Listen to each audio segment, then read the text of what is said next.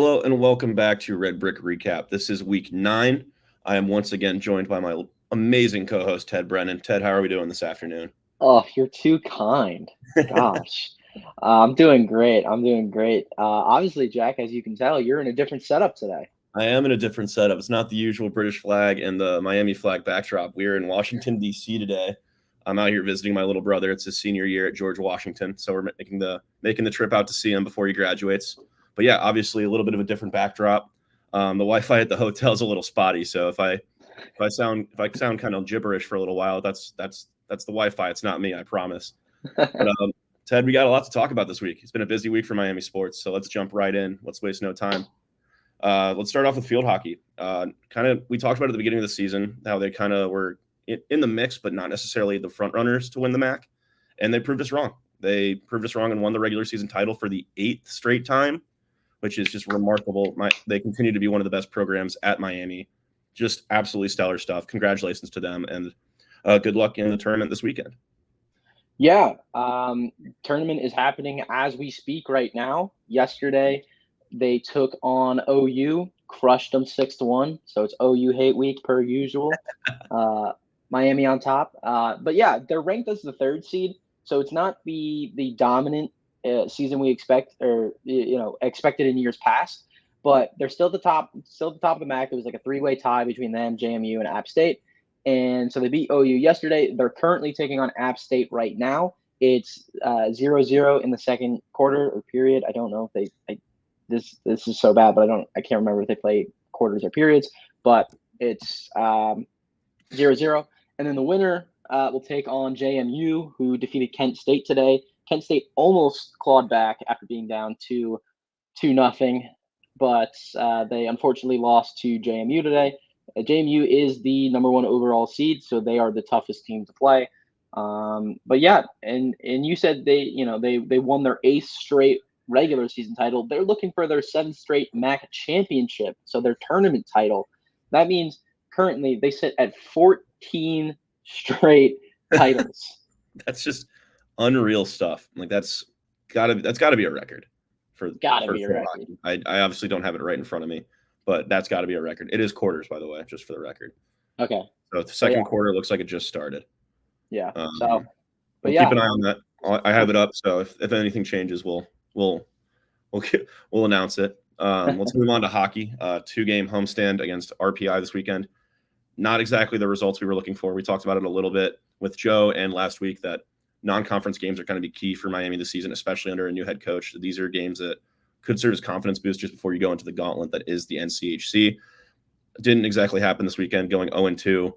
Both games were tight. Both games were hotly contested, but an 0-2 record, you're only as good as your record says, and an 0-2 record over the weekend is not really ideal for this program. So, Ted, any thoughts on how hockey performed this weekend? Yeah, like you said, it 1-goal losses, but definitely disappointing for where you want to be. It is, you can chalk it up to it is a rebuilding year. They started out 0-2 against Ferris State.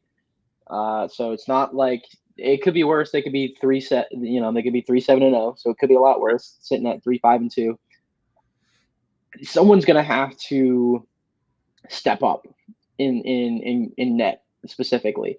We thought it was gonna be Bavaris, but Ethan Dalmir's got a 2.2 goals against average, which ranks 33rd in the NCAA.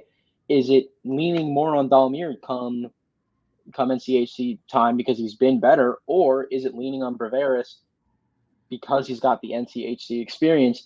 I don't know if you're going to be able to continue to be splitting time between these two goaltenders because it's hard to find a rhythm. It's hard to find consistency if it's literally okay. Friday, Bruno, you're playing. Saturday, Ethan, you're playing, or it's Friday, Ethan, you're playing. Saturday, Bruno's playing.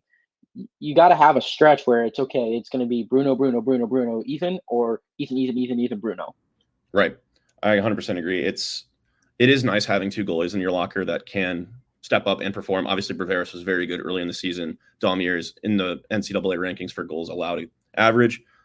Having 2 is good, but as you said, consistency is key. Having someone you can rely on in net for days at a time, especially on these longer conference like road trips or homestands, you want to have some consistent figure between the net.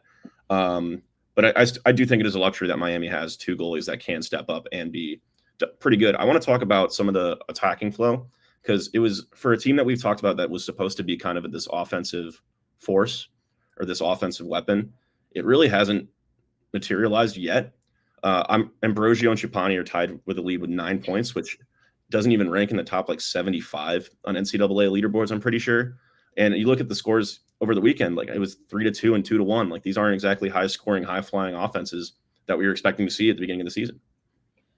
Yeah, one of the things that jumps out to me is I think Ambrosio had, I think it was 6 or 7 points within the first 4 games, and now they're 10 games in and he's got 9. So clearly he's been slowing down a lot, and I wonder if it has to do anything schematically. Maybe Coach Noreen is changing something up, or maybe it's just, the chemistry just still isn't there. So, hopefully we'll see some more high scoring games in the future. But if not, kind of goes back to what we were just talking about. The goalie's got to be good, and I know we have it's a luxury to have two, but it goes back to the old John Madden quote where you're not going to win with 2 good QBs. You need to have 1 great QB.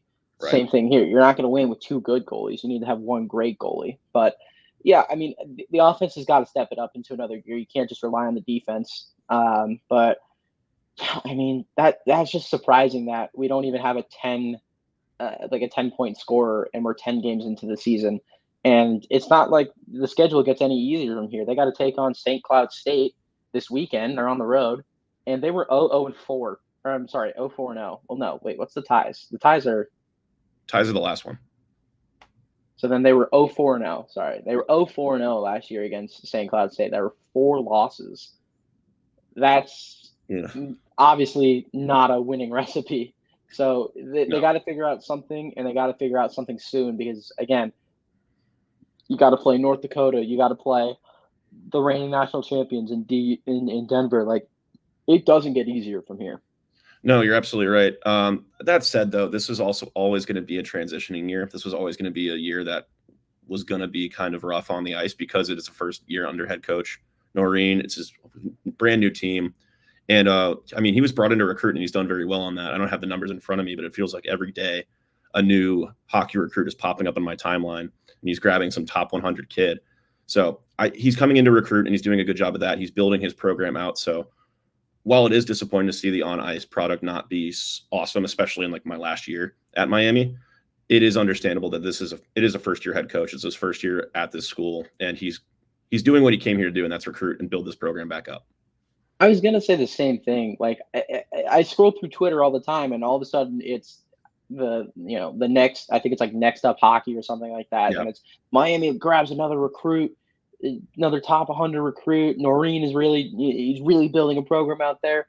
And I think it was like the Barstool Redhawks account or something. They quote tweeted it and said, "Should we just become Tri-City East?" Because it seems like every player Noreen is recruiting has come from Tri-City, right, which could be a good thing, could also be a bad thing. But at least in a positive aspect, he's getting guys he knows. The guys know his system. They obviously want to play for him still, and clearly he believes in them to be a good team.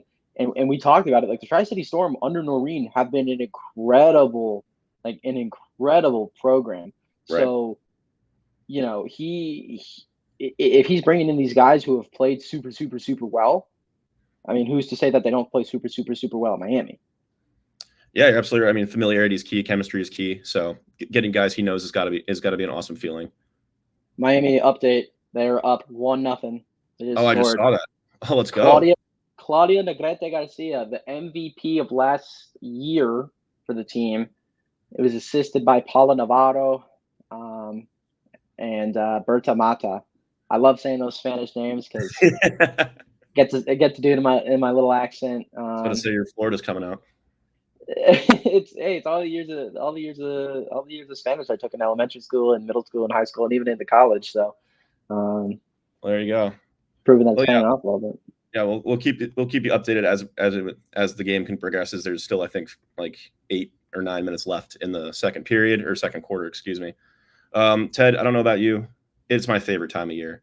college basketball is back, and it fires me up. I love college Let's basketball. go. I'm a nerd for college basketball. I follow it as often as I can. And Miami's team this year came in with a lot of excitement, and they showed it on Monday. A huge win on the road against App State, 77-63. It's their first opening game win in 4 years. Woo. 3 years. And it's the first in the Travis Steele era. So bucking the trend of losing the first game and having to bounce back. So starting the season off on a high note. I mean, you going to that place that, I mean, App State finished last year on a 15-game home winning streak, and you come in first game of the new season and pretty much dominate them. The second half, they were a dominant team. That's a huge confidence booster for Coach Steele, and it's a huge sign of things to come for this team. That was the largest home winning streak in Division I at the time. And as you said, the Redhawks came out and it was close. I mean, it was a close game. The score, it says 12 points, but it was always close. This was a grinded out win for the Redhawks. And, you know, as I'm preparing to do sideline reporting for the Redhawks this weekend, as they take on Wright State, I've really been diving deep into the numbers. Miami returned 8 players from last year. They brought in 8 new players, whether it's transfers or freshmen or walk-ons. The transfers combined for 43 points. 43 points led the way. And between Peter Suter, Cam Kraft, and Antoine Woolfolk, having 43 points in your first game for your new team, that's a heck of a way to win fans over. I mean, I was seeing things like Cam Kraft for MAC Player of the Year. You know, like there's a new buzz around Red Hawk basketball.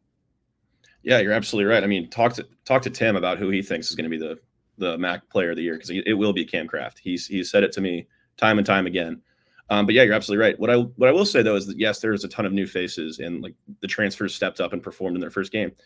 But there's also kind of this identity of this team building, which has been really fun to see. I covered the team last year, and it started to be like, it felt like in the first couple of years under Jack Owens, it was a very like inside paint kind of dominated team. Now we're truly a perimeter threat, and we have shooting on the outside. We can go. Antoine Woolfolk was a beast in the paint. Jackson Kotecki could pull down a couple awesome offensive rebounds. But if we shoot the basketball like we did from the perimeter on Monday for the rest of the season, there's very few teams in the MAC, and probably I won't say in the country, but there's very few teams at our level that can stop that.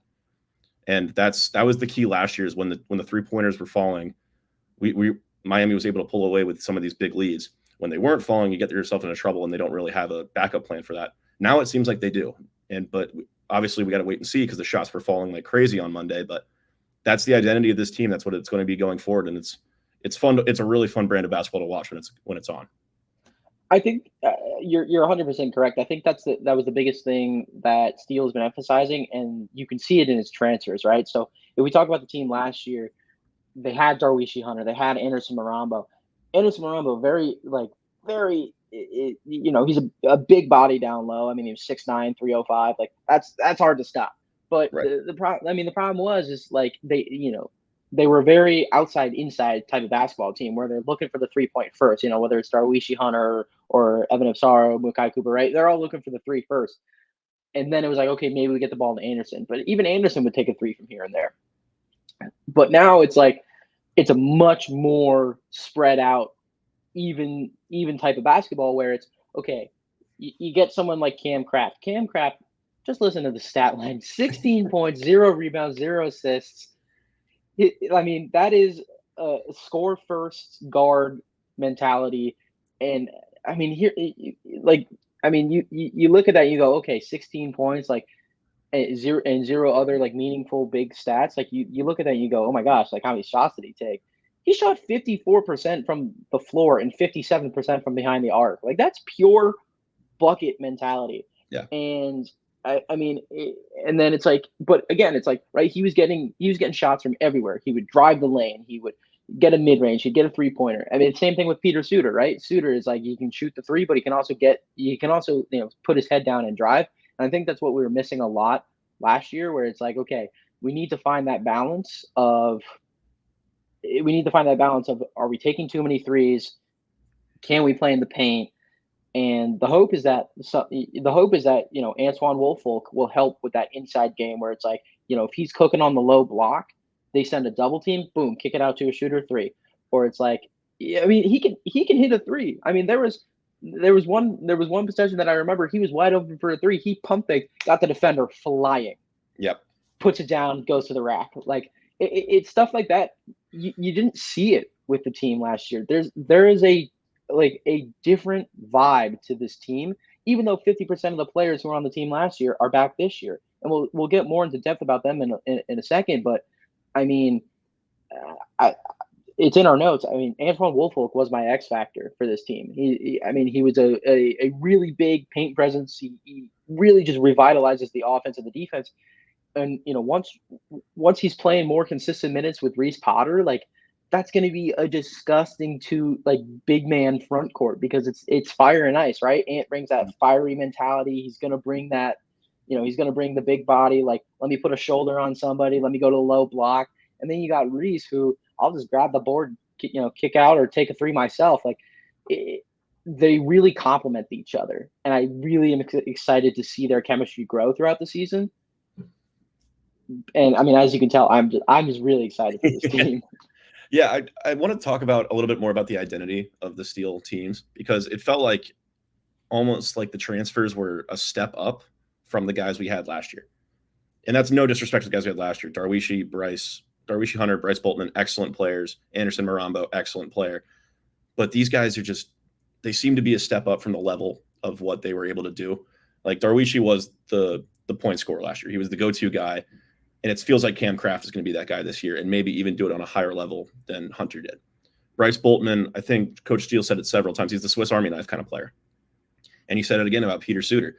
And obviously it's one game, it's a small sample size, but it feels like Peter Suter is doing what Bryce Boltman did last year, but on a higher level. And you look at Antoine Woolfolk in the paint, obviously Anderson Marambo's, they're very different players, they're very different physiques, but it's the same kind of thing. You have the bruiser down low who can go get you a bucket inside, go get an offensive rebound. And Antoine Woolfolk did it to, in my opinion, a higher level on Monday. So I think that these transfers are the same kind of build that Steele has wanted, but he's taken it to another level. He's taken it to a higher ceiling, and I think it's showing on the floor. I mean, yeah, Peter Suter is the Swiss Army knife for this team. Let's look at his stat line for a second, as App State just tied it up. That's always fun. Yeah, so it's 1-1. Jillian Orcutt. Her third goal of the season, and it's a tie ball game. But hey, a lot of field hockey left to play, but a lot of game left. But back to the men's basketball team. Peter Suter, 17 points, 6 rebounds, 3 assists, 2 steals, 1 block. I did absolutely everything. Now you want to see the turnovers come down a little bit. Again, it's one game, new chemistry, new teammates. He had 5 turnovers, but don't harp on that too much, because again, 17, 6, 3, 2, 3, 2, and 1. Like, what more could you ask of the kid? He was doing absolutely everything. And I mean, the whole team looked really, really good. And I mean, like you said, it almost seems like the transfers that were brought in, the 3 big name transfers, it kind of helps when they come from these bigger schools, right? Cam Kraft, Xavier, even though he didn't play too much at Xavier, but he understands what it's like to be a part of a Big East program. Antoine Woolfolk, he came from Moretgas. Like, he understands what it is to be a part of the Big Ten. Peter Suter, he came from Bellarmine, and I mean that's Ace, the Atlantic Sun. That's similar talent level to the Max, so he knows what he's up against, and it's an iron sharpens iron type of thing, where it's like these guys who know these big programs, they know what it's like to play at like a higher level, and they're going to sharpen the younger guys who have a year or 2 under their belt. They're going to make them exponentially better players. And I think you're going to see it as the season goes on. So, these the younger guys, Elmer, Cooper, Ipsaro, Potter, Kateki, they're all going to get huge learning experiences from these guys. Yeah, I think you're absolutely right. And speaking of these younger guys, I want to kind of shift gears and talk about the people that are back from this team from last year. Obviously, the Fab Five got plenty of press coverage last year in Elmer, Cooper, Ipsaro, Kateki, and Potter. Potter and Koteki didn't really play a whole lot on Monday. I know Koteki played, I think it was like 14 minutes. But Cooper, Ipsaro, and Elmer were all huge parts of the team last year, and they look to be part of rotation again this year, and they all looked in their own way very good. Mekhi Cooper especially looks like an absolute defensive beast. I think he had 4 steals on Monday.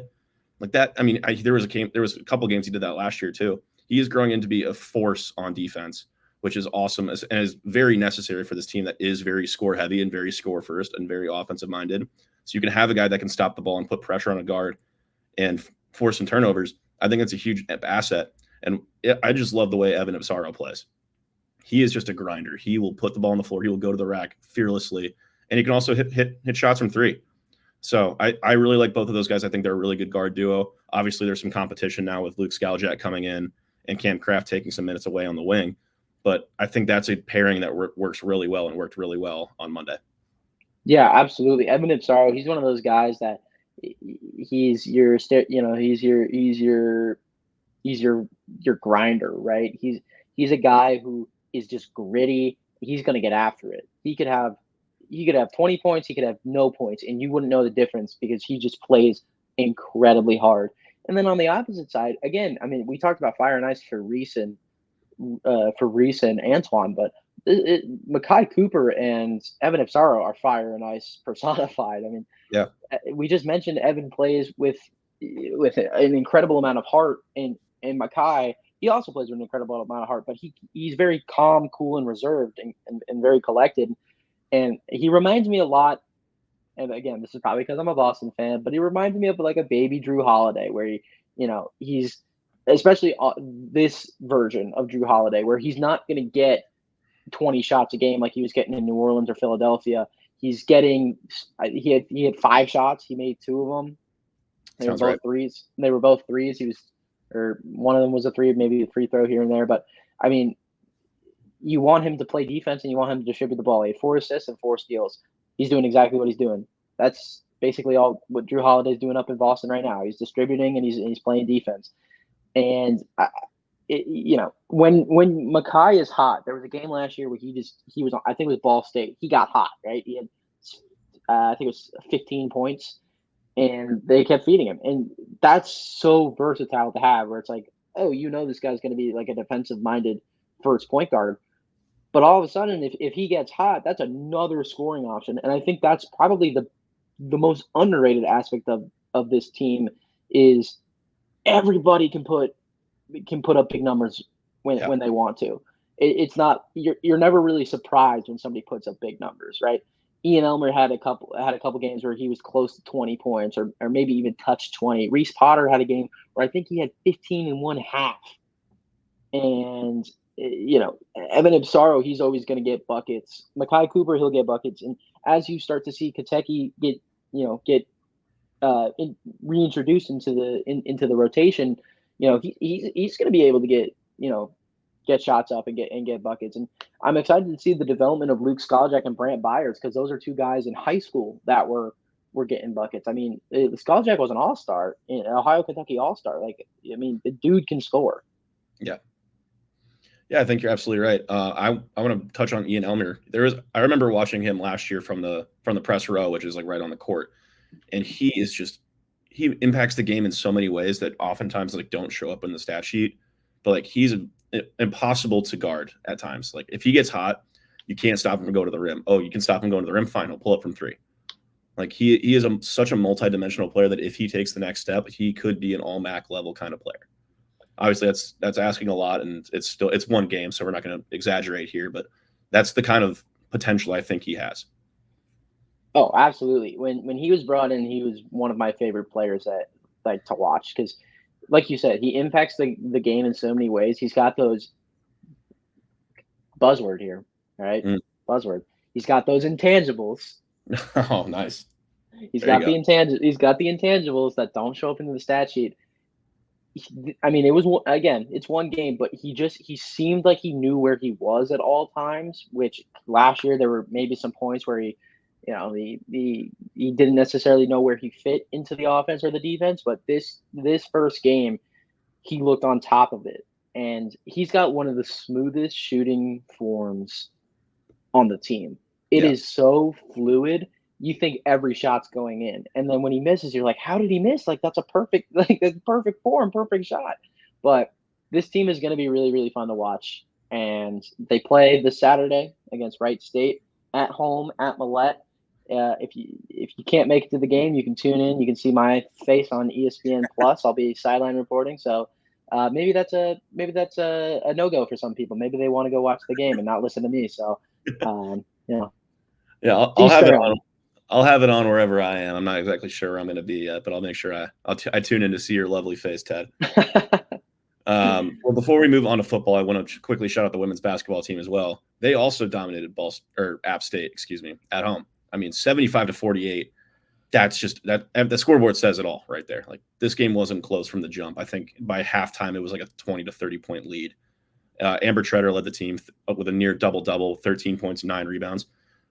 This team is a lot more deep than the men's team, I'd say. Like, I think 12 players played minutes against App State, and I think 11 players got on the scoreboard. Like, that's depth that you don't see at a ton of programs, and that's really cool to see from this program. Yeah, like you said, absolute domination from them. I think it was 15-2 at the end of the first quarter. It was something like that. They almost doubled, or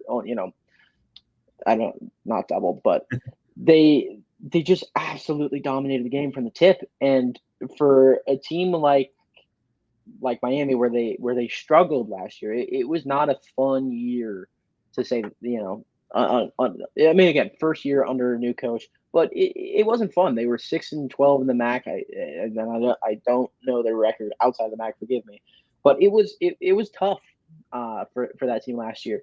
But they brought in a lot of talent. They brought in a lot of transfers, a lot of new freshmen, and I mean, after one game, it seems to be working.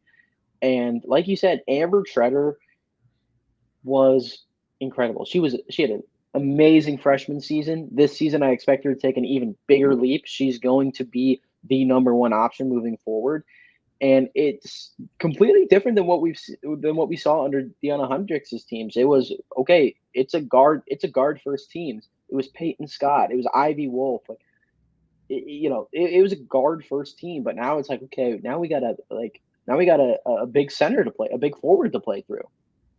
And it's 13 points, 9 rebounds. Like, good Lord, if she can average that for the season, like, I think Glenn Box would be a very happy man.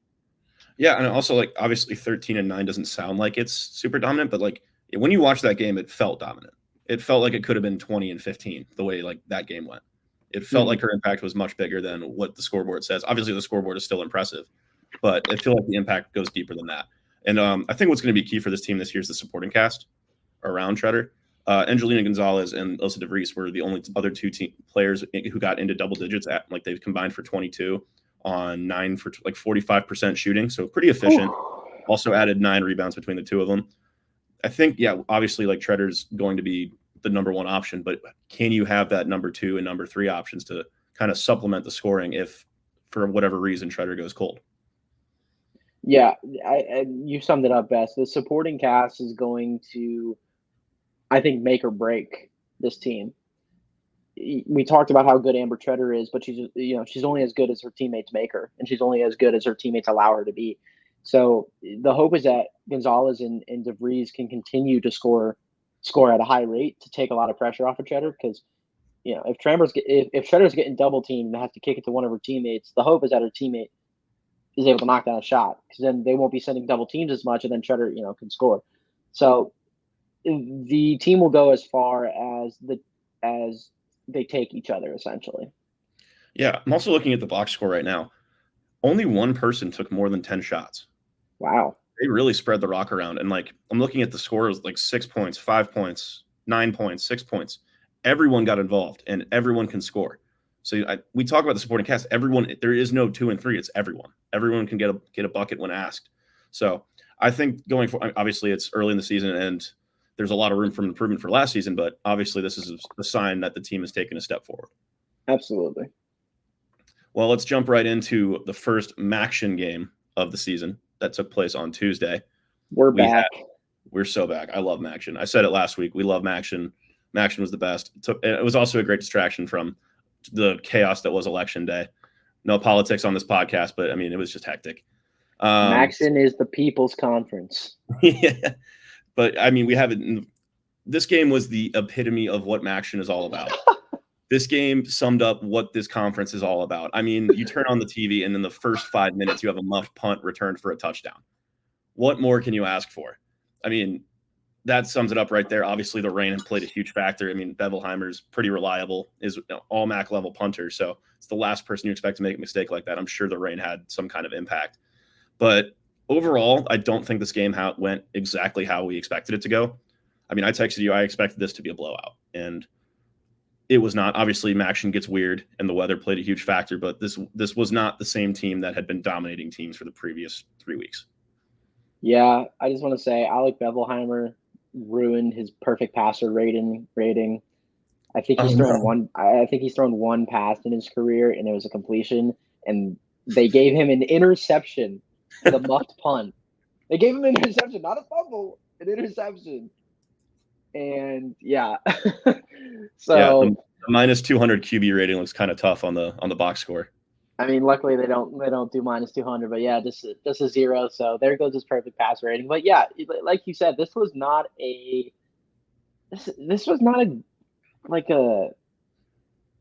good game for Miami. This was like okay, we kind of snuck out of here with a win.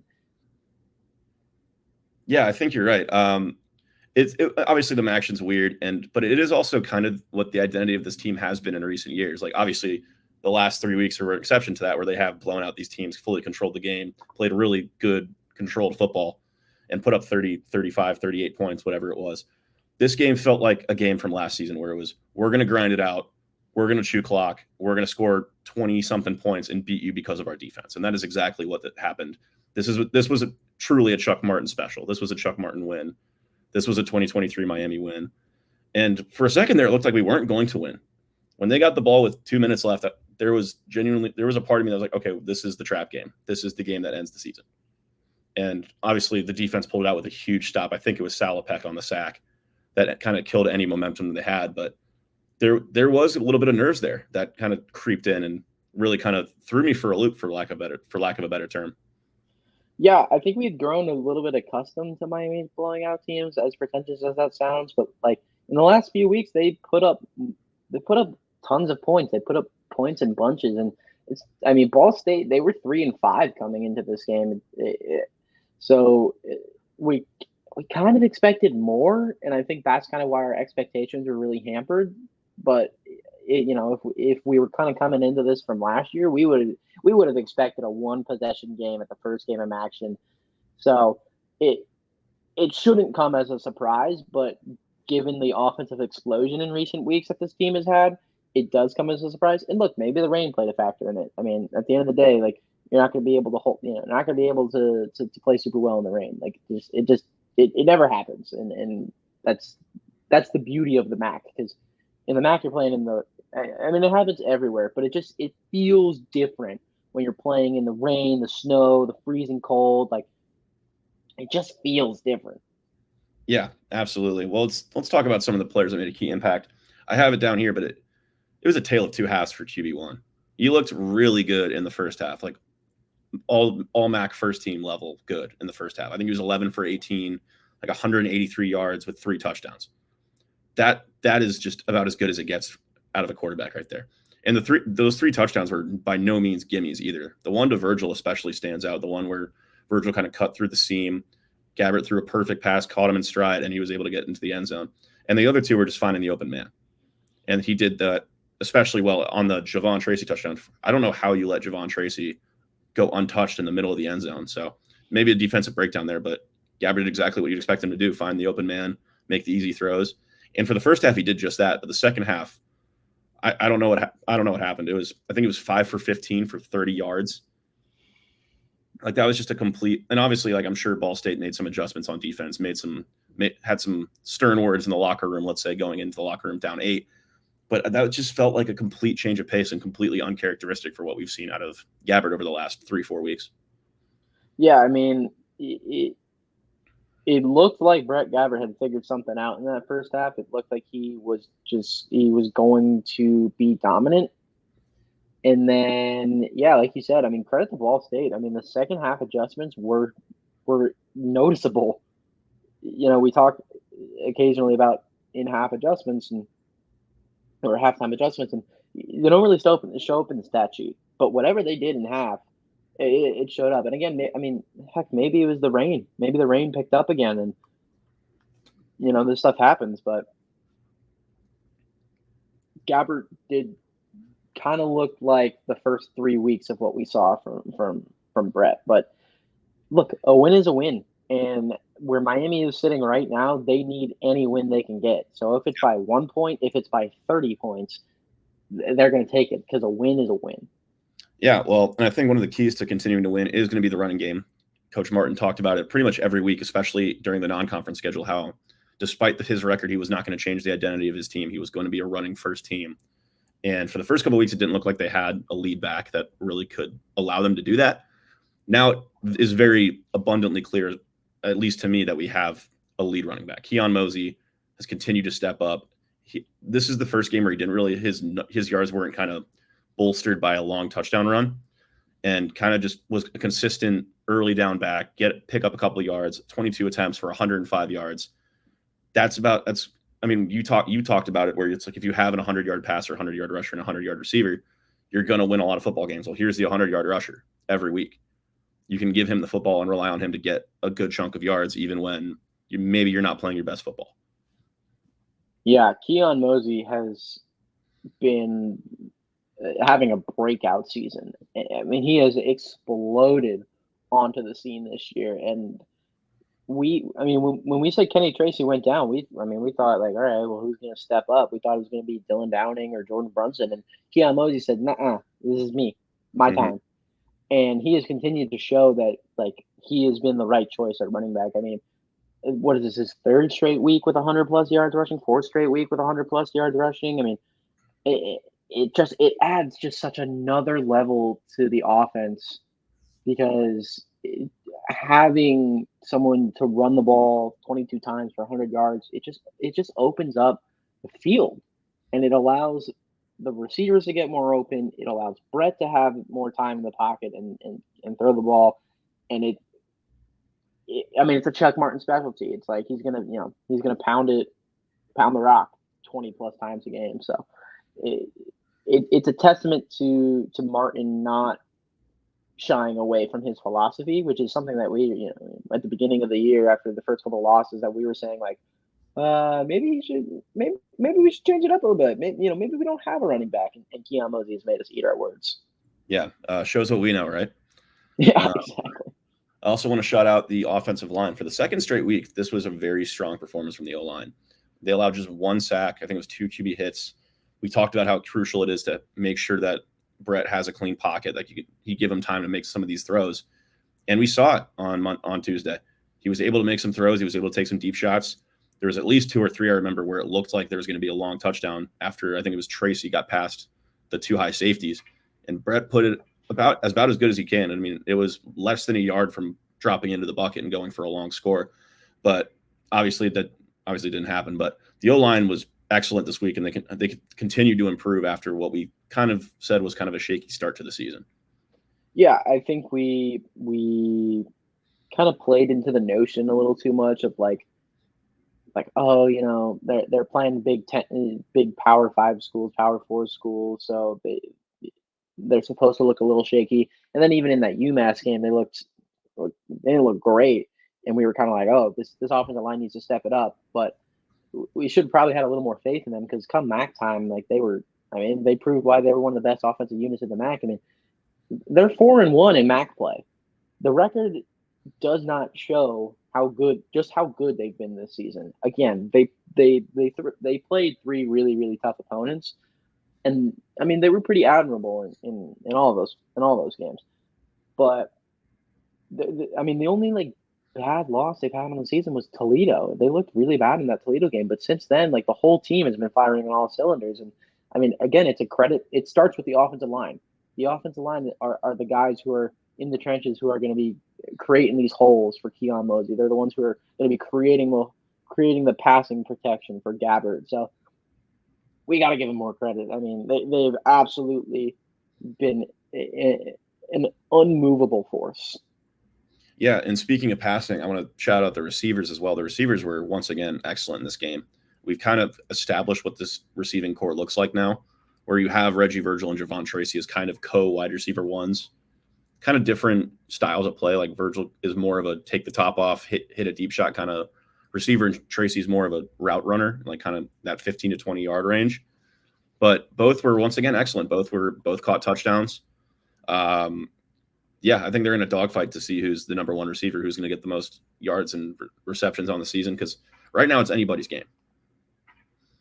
I have a question. Was Cade McDonald hurt in this game? Because he did not. He was not on the availability report because Andre Johnson was. I know we talked about him last week and how he wasn't getting a ton of touches. It was because, once again, he missed this week due to injury. I did not see Cade McDonald on the availability report. He was not listed. So maybe he was a late scratch, but you're right. I don't think I saw him on the field at all. I was going to say, I think he's a late scratch because looking at it, they had Kevin Davis doing punt returns, which is not usually in Kevin Davis's responsibilities. And there was not even a single target to McDonald. So I would assume he was probably a late game scratch. So hopefully everything's okay with him. But because, we've talked about it. This team's got 3 number 1 wide receivers on them. It's Cade McDonald, it's Javon Tracy, it's Reggie Virgil. And again, this is another week where 100 yards passing, 100 yards rushing, 100 yards receiving. We almost had 2 100-yard wide receivers this game because Javon Tracy was not far behind, 6 receptions, 85 yards. The offense is humming now. And hey, shout out Jack Coldiron. Jack Coldiron appearance, 1 catch for 12 yards. Good to see tight ends getting involved. But yeah, I mean, it's a blessing for Gabbard to have 3 number 1 wide receivers on the team. Well, on the other side of the ball too, like talking about some of Ball State's receivers, the defense did an excellent job of there was 2 guys that we featured last week that had potential to be like X factor players for Ball State. Tanner Koziel, who the broadcast said it probably 15 times, is going to play on Sundays. He's a very good tight end, very athletic, can catch a pass. We held him to four receptions for 49 yards. Obviously, Justin Bowick went off, 8 receptions for 171 and a touchdown on a long touchdown run down the left sideline. But limiting Koziel was huge. And then Braden Sloan, who had like 500 receiving yards coming into this game, 1 catch for 8 yards. That's key. That you take away the 2 main factors of Ball State's offense, and suddenly their whole offensive scheme is disrupted. Obviously, you have a guy like Bowick who can kind of step into that role and ended up doing just that. But taking away Koziel and Sloan, a combined, 57 yards between the 2, they combined for like 900 on the season, if I'm not mistaken. So taking away the 2 biggest threats on offense, I think, was key to this defensive performance. Yeah, you saw it. Somebody else had to step up, and it was Justin Bowick. And I mean, again, 171 yards on 8 receptions isn't necessarily where you want to be as a defense, but the fact that you slow down the 2 other wide receiver or targets that we had talked about, Miami did exactly what we wanted them to do, and they forced Ball State to throw somewhere else, have someone else beat them, and I think that's exactly what they wanted Ball State to do. Is like, have someone else beat us. Like, we'll take away these 2 options, force someone else to step up, and then just so happened that Bowick was able to step up, and he played very well. And outside of Bowick, I mean, nobody had more than 50 yards, and it was a very spread out type of offensive scheme. Yeah, I mean, we talked about coming in. Samanza's going to throw the rock. He 35 pass attempts and he threw for 280 yards. Obviously, that's good yardage out of a quarterback. But he came into the game with like averaging like 400. So we knew he was going to sling the rock. We knew he was going to try and get shots downfield. Obviously, you said it, Bowick stepped up. But especially on the ground, the defensive line played excellent once again. And it feels like it's kind of a next man up mentality that we've talked about a little bit in past weeks. Like, obviously, you talked about Nasir Washington being a huge threat at the D tackle spot. This week, it was 2 different guys, Adam Trick and Savio Frazier. It's the 2nd straight week they've made an impact on the game. They had, I think, 1.5 TFLs each. And Corey Suttle's a guy we haven't talked about a ton at all. And he has the potential to be a star on that Miami D line. He had 2 TFLs and 2 sacks in a massive game, probably his best game of the season so far. I mean, those are 3 guys that don't exactly get the spotlight that Salopek and Wise do, and they just continue to perform week in and week out. Yeah, absolutely. I mean, it's a blessing for Miami to literally just be able to plug and play. Like, it's like it's Yeah. just like, oh, somebody's not performing well or somebody's hurt. It's boop, okay, we plug you in, and boom, the defense remains the exact same hard nosed.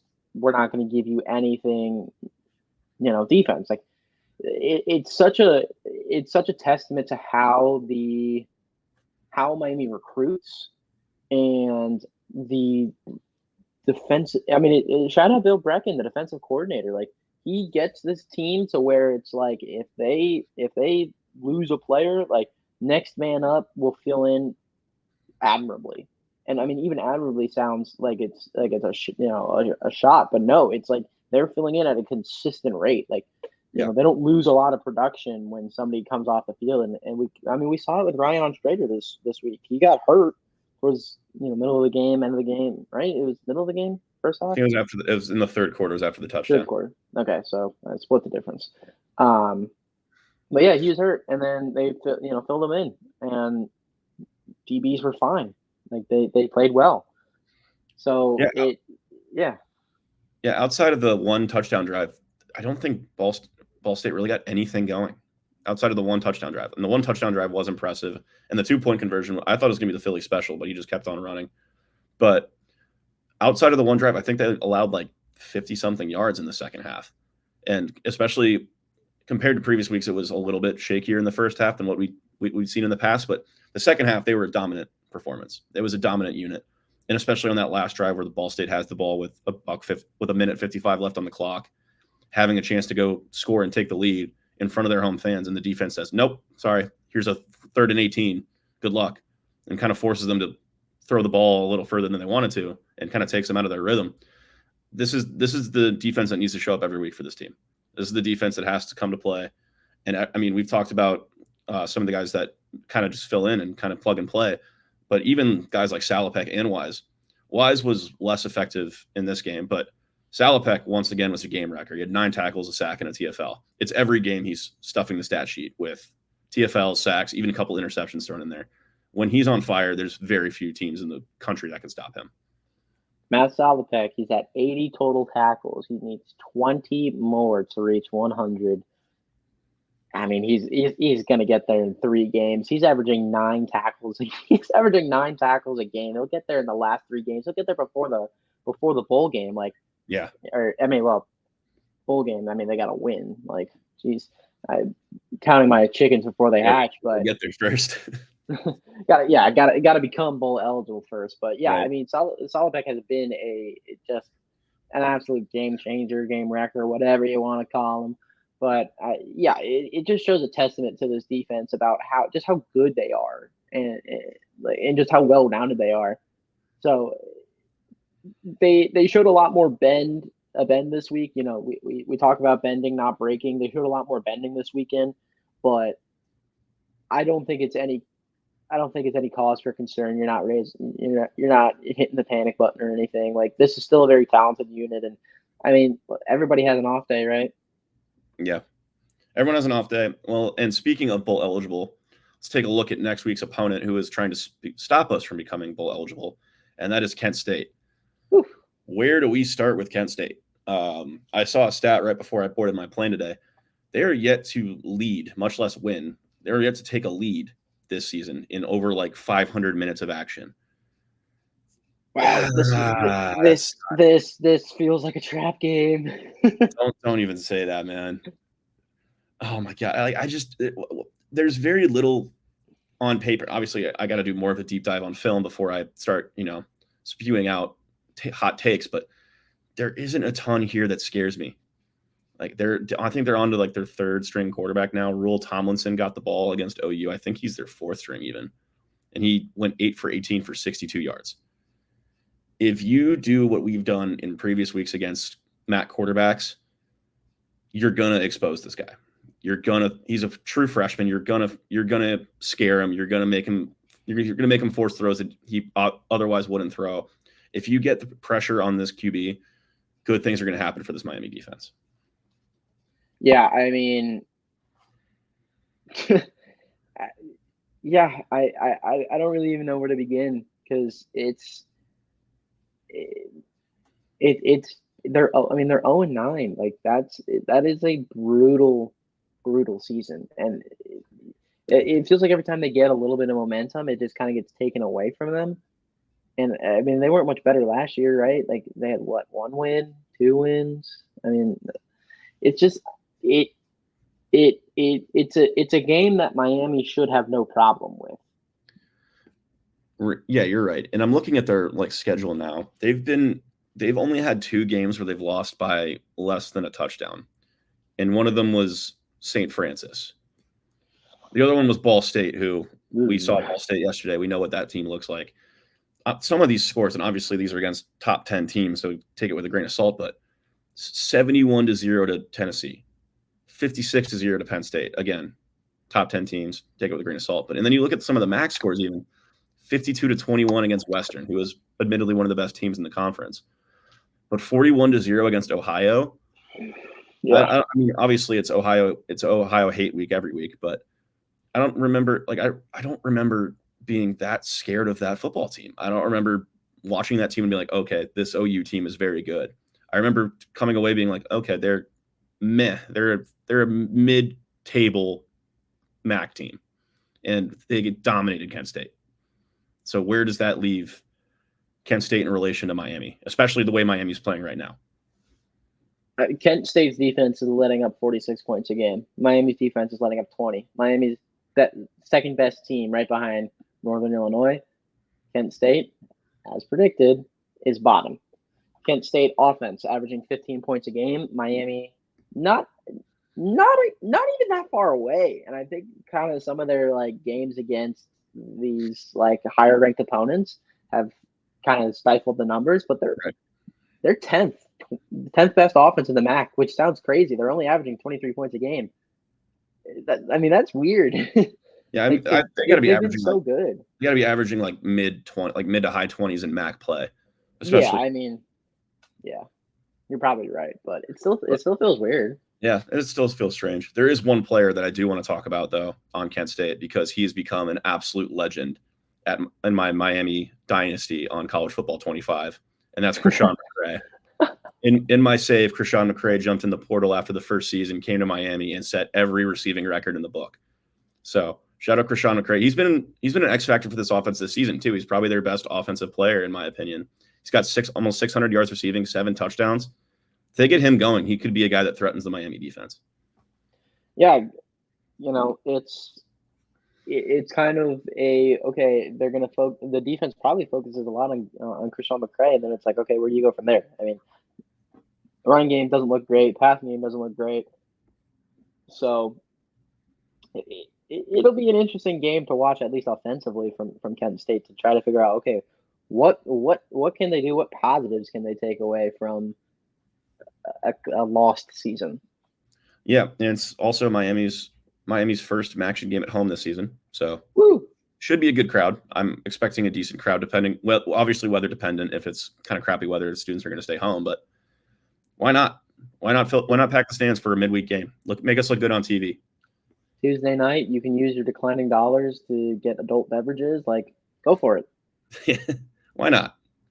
It would be cool to see this. It would be cool to see a packed house on a Tuesday night. That'd be cool to see. Well, we got about 6 minutes left here. Let's close out by talking about what the rest of the season holds for the Miami Redhawks. Obviously, they are in control of their own destiny. They're among the front runners of the conference. But Ted, walk us through what the rest of the season could look like for the Redhawks. Well, let's start with the negatives. If they lose one of their last 3 games, which is Kent State, Bowling Green, and Northern Illinois. Do they have another game after that? No, it's 3, right? Because I believe it's 3. It's been 9 weeks. Yeah. So if they lose one of the last 3 of those games against Kent State, Northern Illinois, or Bowling Green, the season that they will not reach Detroit. I'll stake my claim on that. If they lose, they will not reach Detroit. Now, they'll still have a chance to be bowl eligible and win another game and be bowl eligible. But again, their goal is not to be bowl eligible. Their goal is to win the MAC championship. That's the negative. However, a reminder of who they play. They play 0-9 Kent State this week. This should be the game where they clinch a bowl win. Boom. Right. You move forward. Then you play Northern Illinois, and they have not looked good ever since playing Notre Dame. And even when they played Notre Dame, they didn't really look that great. And then they play Bowling Green, and that Bowling Green game could be the game that decides whether or not they go to the next championship. And that's what they want to be playing for on November 29th, is they want to be playing for whether or not they're going to the MAC championship game. And let's take a look at the stats or the standings right now. There are 4 teams tied at 4-1. Bowling Green, Ohio. Well, it goes Ohio, Bowling Green, Miami, Western Michigan. They're all tied at 4-1. Now, obviously, it's not going to work out that they all stay tied to come the end of the season because, again, the head-to-head Miami, Bowling Green, one of those teams is going to have to lose. Right. If they beat Bowling Green, they should make the MAC championship because they have the tiebreaker over Ohio. If Ohio continues to win games and they stay at 4-1, they have the tiebreaker over Ohio. And if we go through the tiebreaker procedure, if 2 teams are tied in the MAC standings, conference game only, this is from the website, the following steps will be taken until the determination is made. Head-to-head competition between the 2 tied teams. So if Miami wins out the season and Ohio wins out the season, Miami will make the MAC championship because they have the tiebreaker. They have the tiebreaker. Okay. Now, let's say there were 3 teams tied and Miami didn't play any of the teams because they don't play Western Michigan. Right. So let's say Ohio goes to 5-1, Miami's 4-2, Western Michigan's 4-2, and I know those numbers won't be correct coming into the season, but just walk with me here. If they're tied with Western Michigan come the end of the season with 1 spot on the line, it becomes the win percentage versus all common opponents. And then the rest is it's win percentage versus common opponents based on order of finish, like the overall conference win percentage, more tie-breaking stuff, the combined win percentage of the conference opponents, the tied team with the higher ranking by the team rating score metric provided by SportSource Analytics following the conclusion of the regular season games. And then the final, if they're tied after all 5 of those steps, the representative shall be chosen by a draw administered by the commissioner or the commissioner's designee. Designee. Yeah, you got it. I'm bad with words. As awful as it would be, how funny would it be to have someone's season come down to a blind draw? That is just the worst case scenario. Like if somehow all 6 of these criteria and they're still tied. How does your season end because of a blind draw? That the fact that that's written into the MAC rules is so funny to me, and it will never not be funny to me. Well, but the worst part is because UMass is joining the conference, because they'd have unbalanced divisions within the conference, they have to go by conference now. So UMass is ruining the sanctity of the MAC. Yeah, I mean, we'll talk. UMass coming to the MAC is a topic for a different episode because I could go on and on about that for a while. But again, just what a bombshell to end on is the fact that the conference final representative could be determined by a blind draw by probably some 20-year-old intern. Because if you remember correctly from a couple years ago, Miami was playing. I want to say Kent State, but that sounds wrong because they've been so bad. But I think it was Brett's freshman year, so Kent State might have been good back then. But they played one, it was like a makeup game, or not even a makeup game. It was an extra game that they played to determine who goes to Detroit. Oh, wow. It was some weird circumstance because I remember watching the game and seeing Brett throw the game's ceiling 2-point conversion interception and being, where's the pass interference? And I do remember this game now. It was Kent. You're right. It was snowing and it was interesting. But in brighter news, Miami takes a 2-1 lead. Game on the line. How about that for timing? Carly Service. With not a whole lot of time left either. 10 minutes to play. 10 minutes to play. Yellow card on Paulo Pena Martinez. But yeah, Carly Service with the goal. That's huge. Well, that is a perfect way to wrap up our Week 9 episode. Ted, thank you again for joining for Week 9. We'll see you next week. Special guest next week for Week 10. So keep an eye out for that.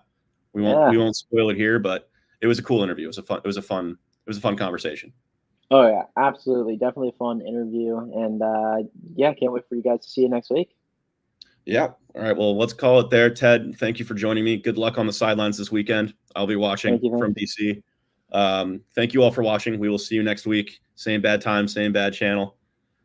Have a good rest of your day.